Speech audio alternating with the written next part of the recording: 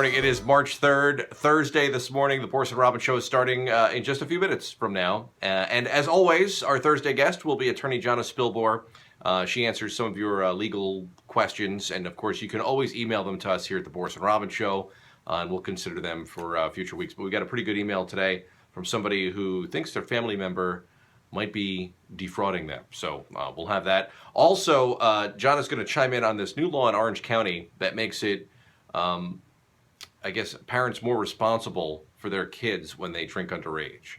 There are already laws on the books that makes parents responsible when their kids drink in their house and something happens.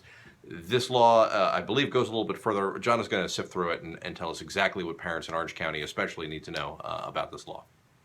Plus, we're going to talk about the stores from the Hudson Valley that are long gone that we wish would one day come back. The Sports Authority just announced yesterday that they're going to be closing a bunch of stores.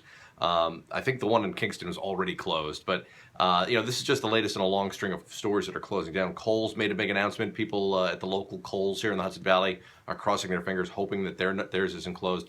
The Macy's up at the Hudson Valley Mall, that was on the list of stores that is going to be closing, and that one will be closing soon, actually.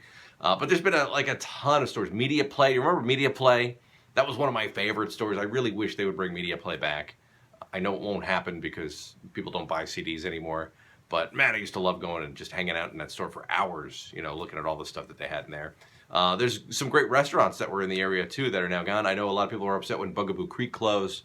So we'll take your calls this morning on old businesses and restaurants here in the Hudson Valley that are no longer around, that if you could snap your fingers and make them come back, you would. So we'll talk about that. Also on the show this morning, we're going to have some more Steely Dan tickets to give away. We've got tickets to see comedian Jim Gaffigan up at Bethel Woods.